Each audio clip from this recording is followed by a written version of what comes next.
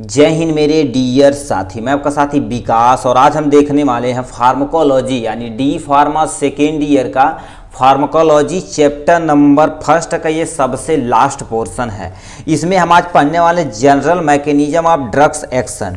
जो भी ड्रग्स का पोर्शन था मतलब चैप्टर नंबर फर्स्ट में देखा जाए तो हम सब कुछ क्या कर दिए, पूरा डिटेल में कवर कर चुके थे आपके सामने। यानी ये आपका चैप्टर नंबर फर्स्ट में हम देखें यदि क्या क्या कवर कर चुके थे, जनरल यानी फार्माकोलॉजी, स्कोप वगैरह सब कुछ डिटेल में, various route of administration, drugs absorption, bioavailability और डिस्ट्रीब्यूशन, बायो ट्रांसफॉर्मेशन और उस मेटाबॉलिज्म, ये सब। और उसके बाद एक्सक्रीशन ऑफ ड्रग्स को हमने कवर कर चुका था। ठीक है, ये जो चैप्टर का सबसे लास्ट पोर्शन लिखा general mechanism of drugs action and factor modified drugs action, इसको हम डिटेल में आज कवर अप करने वाले हैं। उसके बाद ये चैप्टर नंबर फर्स्ट की क्या हो जाएगी, एंडिंग हो जाएगी। पेज अब जाते जाते बता दे रहे हैं, कमेंट बॉक्स में जरूर लिखिएगा कि इसी दूसरा चैप्टर ही जारी किया जाए, किसी अदर सब्जेक्ट को ही जारी किया जाए, उसका नाम कमेंट बॉक्स में जरूर लिखिएगा। ठीक है, उससे हमें एक आइडिया मिलेगा कि अच्छा ये खत्म हो गया तो हम दूसरा चैप्टर, ये टोटल देखा जाए 9 चैप्टर है और मेजर देखा जाए तो आपका ये वाला पोर्शन आपका खत्म हो गया। इसके कमेंट बॉक्स में जिस सब्जेक्ट को लिखेंगे उसी सब्जेक्ट को जारी रखा जाएगा। कहेंगे इसे जारी रखने के लिए इसे ही जारी रखा जाएगा। ठीक, अब देखिए हम इसमें क्या क्या पढ़ने वाले हैं आज मैकेनिज्म ऑफ ड्रग्स एक्शन में। सबसे पहले मैकेनिज्म ऑफ ड्रग्स एक्शन की डिफिनेशन मतलब इंट्रोडक्शन को हम डिटेल में देखने वाले हैं। उसके बाद इसका क्लासिफिकेशन, टोटल 4 में क्लासिफिकेशन किया गया कि कोई ड्रग्स कैसे जाके एक्शन करती है किसी एक टारगेट आर्गन पे। ठीक है, उसमें ट्रांसपोर्ट प्रोसेस हो जाएगा, एंजाइमेटिक प्रोसेस हो जाएगा, आयन चैनल हो जाएगा, रिसेप्टर हो जाएगा, लास्ट में तुम्हारे पास factor affecting of drugs action, मतलब कौन कौन से ऐसे फैक्टर हैं जो ड्रग्स एक्शन को क्या कर सकते हैं, इफेक्ट कर सकते हैं। उस सबको हम डिटेल में एकदम अच्छे तरीके से देखने वाले हैं। ठीक है, तो चलिए स्टार्ट करते हैं आपका mechanism of drugs action. Please concentrate होकर सुनिएगा। ठीक है, ठीक। अब सबसे पहले आप देखिए general mechanism of drugs action के बारे में समझिए। तो आप एक्शन ऑफ ड्रग्स मतलब समझते हैं कि नहीं, कोई भी ड्रग्स अपने टारगेट आर्गन पे जाके कैसे वो एक्शन परफॉर्म करती है, उसी को क्या बोला जाता है, मैकेनिज्म ऑफ ड्रग्स एक्शन बोला जाता है। जैसे फॉर एग्जांपल में देखा जाए, ठीक है, अब आपको समझाते हैं। जैसे मान लेते हैं कोई ड्रग्स आप ओरली ले लिए, मान लेते हैं ये कोई एक टैबलेट है या कुछ भी है, मान लेते हैं माउथ के थ्रू ले लिए। अब वो मान लेते हैं एक हाथ के फिंगर पर जाकर उसे एक्ट करना, तो सबसे पहले देखिए जाए क्या होगा, इस ड्रग्स का एब्जॉर्प्शन होगा। क्या होगा, सबसे पहले देखा जाए तो ड्रग्स का एब्जॉर्प्शन होगा। ठीक है, एब्जॉर्प्शन हो जाएगा। उसके बाद हमारे शरीर में क्या होगा, डिस्ट्रीब्यूशन होगा। क्या हो जाएगा आपके पास, डिस्ट्रीब्यूशन। उसके बाद हमारे शरीर में क्या हो जाएगी, मेटाबॉलिज्म हो जाएगी। ठीक है, उसके बाद उसे कहाँ पर पहुँचा दी जाएगी, उस टारगेट आर्गन पे पहुँचा दी जाएगी और जाके जहाँ वो पर क्या करेगा, उस टारगेट आर्गन पे क्या करेगा, एक्शन परफॉर्म करेगा और उसे पूरी तरह से किल कर देगा। चाहे कोई माइक्रो ऑर्गेनिज्म हो, चाहे कोई डिजीज हो, चाहे कोई पेन किलर हो, कुछ भी हो। ठीक है, तो वही चीज हमें क्या होता है, ये एक्शन अपने एक उसकी कुछ ना कुछ साइट होगी कि उसी पे ये बैठ के जाएगा, चाहे प्रोटीन से जाए चाहे एंजाइम से जाए, किसी न किसी थ्रू जाएगा वो। ठीक है, तो वो टारगेट पॉइंट पे जब जाता तो उसी को हम क्या बोलते हैं, ठीक, उसी को मैकेनिज्म ऑफ ड्रग्स एक्शन बोलते हैं। कि कोई भी ड्रग्स उस टारगेट आर्गन पे जाके कैसे वर्क करती है, कैसे काम करती है, उसी को हम क्या बोलते हैं, ड्रग्स एक्शन बोलते हैं। अब इसकी सबसे पहले डिफिनेशन सुनिए क्या लिखा, majority of drugs produce their action and effect by interacting with the target site molecule which are usually as a protein। कहने का मतलब क्या होती है, मोस्ट ऑफ द ड्रग्स देखा जाए तो आपका क्या होती हैं, ठीक है, एक्शन करती हैं interact with the target site. मतलब क्या कर देते हैं, देखिए सिंपल सा क्या कर देते हैं, ये मान लेते हैं आपके पास कोई एक है, यहाँ से एक पोर्शन है, ठीक है, ये आपका रिसेप्टर है और मान लेते हैं आपके सामने रिसेप्टर है और ये आपका क्या होगा, कोई एक ड्रग्स एक्शन है। ये सेम टू सेम हूबहू होना चाहिए। अब ये क्या करेगा, मूव करके जाएगा, जो इसलिए आपको क्या कर दिया पहले चैप्टर में ही, अब ड्रग्स का एब्जॉर्प्शन, ड्रग्स का डिस्ट्रीब्यूशन, मेटाबॉलिज्म, बायो ट्रांसफॉर्मेशन, ये कुछ सब डिटेल में पढ़ा दिया गया। अब ये जो ड्रग्स है, ठीक है। ये जो ड्रग्स है ये क्या करेगा, अपने टारगेट पे जाके बाइंड होगा। ये मान लेते हैं टारगेट पे जब बाइंड होगा तभी अपना एक्शन क्या करेगा, वहां से ये परफॉर्म करेगा, नहीं तो यदि बाइंड नहीं होगा तो अपने एक्शन को परफॉर्म नहीं करेगा। तो ये वाले को हम क्या कर देते हैं, मान लेते हैं यहाँ पर टारगेट साइड पे क्या होगा, एकदम अच्छे तरीके से एक्चुअल में ऊपर बनाया गया, मगर एक्चुअल एकदम से अच्छे से इनमें फिट होता। और जितनी अच्छे से कोई चीज़ फिट होगा, कोई भी ड्रग्स अपने टारगेट साइड से जितनी अच्छे से फिट होगा उतने अच्छे से वो क्या करेगा, एक्शन परफॉर्म करेगा। इसके लिए मोस्टली क्या चाहिए, प्रोटीन चाहिए। क्यों? क्योंकि ये हर सेल के अंदर जाएगा और सेल की सबसे बाहरी कवरिंग होती है जिसे हम क्या बोलते हैं, प्लाज्मा मेम्ब्रेन। वो देखा जाए तो फास्फोलिपिड की बनी होती है, यानी प्रोटीन और लिपिड की बनी होती है। और देखेंगे सुनेंगे ये सेल मेम्ब्रेन या प्लाज्मा मेम्ब्रेन देखा जाए, ठीक है, ये तुम्हारे पास सेल मेम्ब्रेन या प्लाज्मा मेम्ब्रेन देखा जाए तो किसके बने होते हैं, आपके फास्फोलिपिड के बने होते हैं, जो किस नेचर के होते हैं, सिलेक्टिवली परमेबल नेचर के होते हैं। तो आप पहले ही पढ़े होंगे, सिलेक्टिवली परमेबल नेचर के होते हैं। उन्हें सिलेक्ट करके अपने सेल के अंदर जाने देते हैं, जिन्हें वो क्या कर देते हैं, अलाउ करते हैं। तो वही चीज क्या रखा, कोई भी ड्रग्स जब तक सेल के अंदर न जाके क्या करेगा, एक अपने रिसेप्टर से बाइंड नहीं करेगा तब तक वो अपने एक्शन को परफॉर्म नहीं करेगा। तो उन्हीं को हम स्टेप बाय स्टेप, किस स्टेप पे जाके वो क्या करेगा, अपने टारगेट आर्गन पे क्या करेंगे, बाइंड करेंगे, उसी को हमें इसमें पढ़ना है। ठीक, तो आशा करते हैं डिफिनेशन को बारे में आपको समझ में आ गया। अब लिखा तुम्हारे पास basic mechanism of action of drugs can be classify into 4 classes, मतलब बेसिक लेवल। अब यदि एमबीबीएस उसमें जाएंगे, और याद रखना फार्माकोलॉजी के सेकेंड ईयर में, ठीक है, अब एमबीबीएस फर्स्ट ईयर करेंगे, एमबीबीएस सेकेंड ईयर करेंगे, तो उसमें एक मोटी सी बुक रहती है, फार्माकोलॉजी रहती है।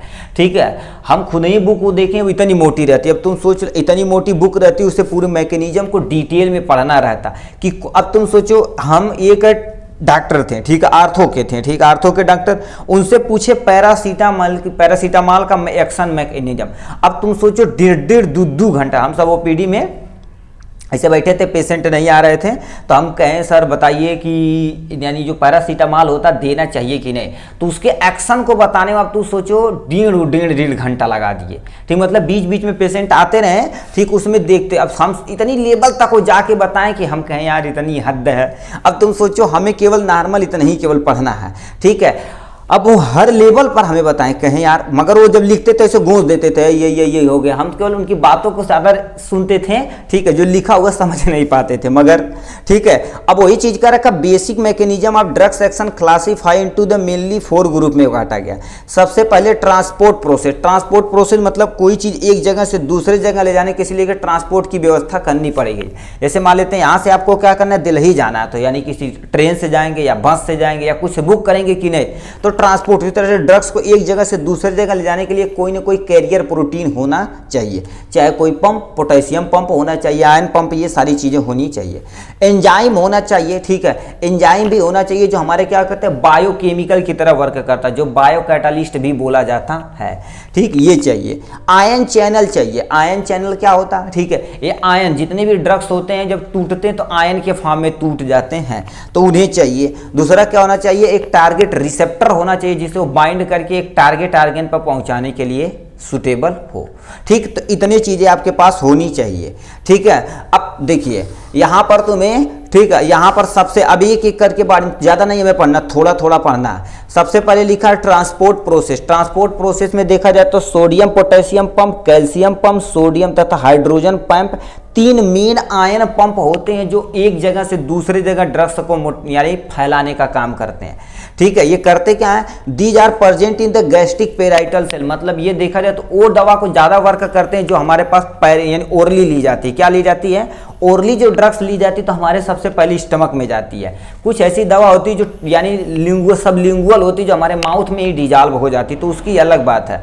नहीं तो मोस्ट ऑफ द ड्रग्स यदि आप क्या कर रहे हैं, ठीक है, ले रहे हैं अपने ओरल रूट के थ्रू, तो गैस्ट्रिक लेवल पे जाएगी, वो लीवर को क्या करेगी, लीवर के द्वारा मेटाबोलाइज होगी। तो इच के दीज आर मेनली यानी affected by the oral route. ये ज्यादा क्या कर दी जाती है, ओरल रूट के द्वारा दवा दी जाती है। अब ये करती क्या है, देखो, मेंटेन आप osmotic balance and volume of cell along with the cell membrane. देखो दोबारा वही बोले हैं, ठीक है, ये करते क्या है, जैसे मान लेते हैं आपके पास क्या हो गया, ये आपके पास कोई सेल हो गया, इसके बगल में ये सेल हो गया। ऑस्मोटिक मतलब समझते हैं कि नहीं, यानी जो ऐसा प्रेशर, अंदर का प्रेशर बाहर का प्रेशर को जो मेंटेन करता है उसे ऑस्मोटिक प्रेशर बोलते हैं। ये दो तरह का होता है। कोई भी प्रेशर यदि मान लेते हैं बाहर से कोई भी मॉलिक्यूल अंदर की तरफ मूव करता तो उसे इंडो ऑस्मोसिस बोलते हैं, ठीक है, इंडो ऑस्मोसिस बोलते हैं। और या दूसरा क्या कर देता, जब कोई चीज सेल से बाहर मूव करता, क्या कर देता, सेल से बाहर मूव करता तो उससे एक्सो ऑस्मोसिस बोलते हैं। तो उसी ऑस्मोसिस यानी ऑस्मोटिक प्रेशर को मेंटेन करने के लिए और उसकी वैल्यू मतलब उसकी आकृति को मेंटेन करने के लिए ये प्रोसेस होता है। और इसी के द्वारा प्लाज्मा मेम्ब्रेन के कोई भी ड्रग्स हमारे साइड पे जाके बाइंड होती है। ये तो पहला पॉइंट हो गया, ठीक। दूसरा पॉइंट में क्या दे रखा, ध्यान से कॉन्सेंट्रेट होकर सुनिए। इसमें तुम्हारे पास क्या दे रखा, एंजाइम, बहुत ही इंपॉर्टेंट चीज है। आप यदि डाइजेस्टिव सिस्टम पढ़ेंगे फर्स्ट ईयर में अच्छे से तो देखेंगे हर एक चीज के लिए क्या होता, कोई ना कोई एक स्पेशल एंजाइम होता है जो उस पर वर्क कराता है। तो enzyme are the biochemical nature का होता है। बायोकेमिकल मतलब क्या होता है, किसी लिविंग ऑर्गेनिज्म की लाइफ। और देखा जाए तो हमारा जो भी पोर्शन होता है एंजाइम वो केमिकल नेचर का होता है, तो बायोकेमिकल नेचर का होता है। और एंजाइम इंक्रीज और decrease the rate of drugs action. और एंजाइम ही चाहते हैं, क्या कर देते हैं, किसी भी ड्रग्स के एक्शन को, ठीक है, किसी भी ड्रग्स एक्शन को डिक्रीज भी करा सकते हैं और इंक्रीज भी करते हैं। डिपेंड करता है किस ड्रग यानी किस तरह की हमने ड्रग्स इनटेक की है। एंजाइम आर स्टूमुलेट और इनहिबिट। स्टूमुलेट मतलब उत्तेजित कर देना, इनहिबिट मतलब कम कर देना, ड्रग्स एक्शन को यही परफॉर्म कराते हैं। अब ये करते क्या है enzyme, maintain the equilibrium balance in human body. हमारे शरीर के अंदर क्या होता है, इक्विलिब्रियम को मेंटेन करने के लिए सुटेबल होते हैं। इक्विलिब्रियम क्या होती है, जैसे मान लेते हैं आप वो झूला वाला झूले होंगे, ठीक है, झूला वाला झूले होंगे तो कहते हैं इसके तरफ ये और इसके तरफ ये, मतलब दोनों तरफ क्या होते हैं, एक्चुअल में बराबर होते हैं। ऐसे मान लेते हैं बीच में तुम्हारे पास क्या करते हैं, ऐसे रख दिया जाए, ऐसे एक पोल कर दिया जाए, मतलब इधर न तो आए न तो इधर आए, दोनों तरफ क्या रहे, बैलेंस बराबर रहे, तो उसी को क्या बोले, इक्विलिब्रियम बैलेंस बोलेंगे। इसमें एग्जांपल दे रखा digoxin inhibit the sodium and potassium ATPase होता है। मतलब क्या करते हैं, डिगोजीन जो होता है एक टैबलेट यानी सोडियम पंप को, पोटेशियम पंप को, सोडियम पंप को, पोटेशियम पंप को और एटीपीएज को। एटीपीएज का होती जो एटीपी को क्या कर देती, फार्मेशन में मदद करती, जो एटीपी करेंसी ऑफ सेल हमारे सेल के अंदर होती है, ठीक। और क्या होता है, para amino benzoic acid inhibit करती है बैक्टीरियल ग्रोथ को। ये देखा जाए तो तुम्हारे पास है जिसको बैक्टीरियल ग्रोथ हो गया स्किन पे, उसके लिए ये सूटेबल होता है, एक तरह का एंजाइमेटिक नेचर का होता है, ठीक है। और याद रखना एंजाइम भी तुम्हारा का प्रोटीनियस नेचर ही होता है, ठीक। तो ये हो गया एंजाइम के बारे में, ठीक है। हमारे पास टोटल 4 क्लासिफिकेशन थे, अब ज़्यादा हमें नहीं पढ़ना है, अब आयन के बारे में पढ़ लेना है, ठीक है। देखिए आयन के बारे में क्या कह रखा, ध्यान से कॉन्सेंट्रेट होकर सुनिए। आयन क्या होते हैं, drugs can also act on an ion, मतलब ड्रग्स जो होते हैं आयन के फॉर्म में एक्ट करते हैं, ये तो हमने देख लिया। When level of ATP within the cell यानी फॉल करती है, मतलब हमारे शरीर के अंदर जो सेल होते हैं, सेल के अंदर जो एटीपी होती है जिसे करेंसी ऑफ द सेल कहती है, वो यदि नीचे गिरती है तो पोटेशियम चैनल मेम्ब्रेन क्या कर देती है, पैंक्रियाटिक बीटा सेल ओपन कर देती है। मतलब हमारी जो पैंक्रियाज होती है उसमें जो बीटा सेल होता है जो इंसुलिन लेवल को मेंटेन करता है, तो सेंस करती है और अपने सेल को क्या कर देती है, ओपन कर देती है, ला भर भर भर भर भर भर भर बनाती, खूब इंसुलिन ला मर्द इंसुलिन ला इंसुलिन लेना, क्योंकि हमें उससे एनर्जी मिलती है, ठीक है, जो क्या कर देती है हमारे शरीर के अंदर ग्लूकोज लेवल को मेंटेन करती है। कितनी बढ़िया चीजें हैं, तो ये सबको क्या कर देते हैं, बीटा सेल के द्वारा मेंटेन किया जाता है। फिर क्या लिखा, depolarisation of beta cell resultant, मतलब जो हमारे पास क्या होती है जब डीपोलराइजेशन होता है। डीपोलराइजेशन क्या होता है अभी आप इसके बाद में पढ़ेंगे, ठीक है, drugs acting on the nervous system, तो उसमें बताया जाएगा पोलराइजेशन और डीपोलराइजेशन। कहने का मतलब क्या होता है, एक्चुअल में देखिए ऐसे पोर्शन होते हैं, यदि इधर प्लस तो माइनस, प्लस तो माइनस, प्लस तो माइनस, तो ये देखा जाए तो एक बार अंदर एक बार बाहर, एक बार अंदर एक बार बाहर, तो उसे में एक बार पोलराइजेशन होता है, एक बार डीपोलराइजेशन होता है। और कभी कभी क्या हो जाता है अपने आप को रीपोलराइजेशन, इधर पीछे से देखे ये इधर आता, फिर इधर ये इधर इधर ये चलता, पीछे से वो क्या कर देता, जो भी पोलराइजेशन नेचर आता है उसे मेंटेन करते चलता है, तो उसी को रीपोलराइजेशन बोलते हैं। तो यही चीज कर रखा, depolarisation of beta cell resultant when these are the potassium channel are block कर देता है, ठीक है, ब्लॉक बाय द ड्रग्स, उसमें ड्रग्स दी जाती है। आपका क्या होगा, लिखा है बेंडामाइड दे रखा, गिल में बेंडामाइड दे रखा, तो ये तुम्हारे पास टैबलेट का नाम है, ठीक है। तो ये क्या कर देता है, उसे ब्लॉक करता है, ठीक। अब रिसेप्टर पे कैसे वर्क करते हैं, उसके बाद ये फैक्टर मॉडिफाई ड्रग्स खत्म आपका इजीली हो जाएगा। तो इसमें देखिए रिसेप्टर पे जब तक जाके वो भैया बाइंड नहीं होंगे तब तक वो एक्शन परफॉर्म नहीं करेंगे। तो इसमें लिखा in the field of biochemistry the term receptor is use to designated these proteinaceous molecule. सबसे पहले क्या कर देते हैं, बायोकेमिस्ट्री के फील्ड में देखा जाए तो जितने भी रिसेप्टर होते हैं जब तक एक टारगेट आर्गन पे जाके बाइंड नहीं होगा तब तक वो एक्शन को परफॉर्म नहीं कर दे। अब बताइए तुमसे बोल दिया जाए जा तू पढ़ी आवा तो के स्कूल ये नहीं मिले, तू तो पता नहीं रह चाहिए कि हमका अच्छा स्कूल है हमारा है, ये ऐसी जाए बात तो पता नहीं कैसे जेब जाग भटकवा दिन भर भटकता रह जाए, ठीक। चलिए बस शाम का घर है। उसी तरह से टारगेट आर्गन जब तक क्या करेगा, रिसेप्टर प्रोटीन मॉलिक्यूल मिलेगा नहीं रिसेप्टर से तब तक वो एक्शन को परफॉर्म नहीं करेगा। Cell membrane is made up of phospholipid bilayer. अभी दिया बोले हैं सेल मेम्ब्रेन के अंदर जाएगा तभी वर्क करेगा, क्योंकि एक्जोस यानी क्या होता है, एक्स्ट्रा सेलुलर होता है और इंट्रा सेलुलर होता है। तो उसके अंदर जब तक जाएगा नहीं रिसेप्टर से बांड नहीं होगा, किसी से बांड हो सकता है, जैसे मान लेते राइबोसोम से बांड होगा तो कहेगा भैया इसी तरह सा प्रोटीन बनावा हो, कोई टेंशन नहीं, बनावा था राइबोसोम बोली।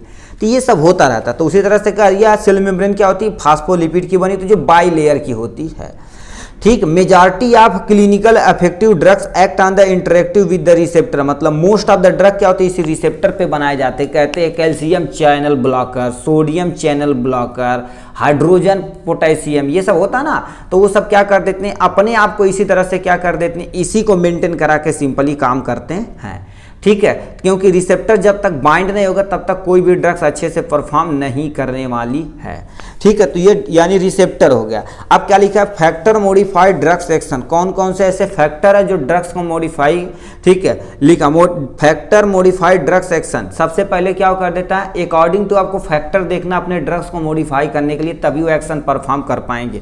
सबसे पहले एज। अब मान लेते हैं कोई छोटा सा बच्चा आ गया, मान लेते हैं आपका क्या होगा, कोई चिल्ड्रेन आ गया, ठीक है। अब सुनिए चिल्ड्रेन का क्या होता है, डोज अलग होता भाई, डोज अलग होता। अब मान लेते उन्हें हाई डोज दे देंगे तो दिक्कत हो जाएगी, ठीक है। तो उनको यानी वेट के अनुसार, एज के अनुसार उन्हें दवा दी जाती तो उससे एक्शन परफॉर्म करे।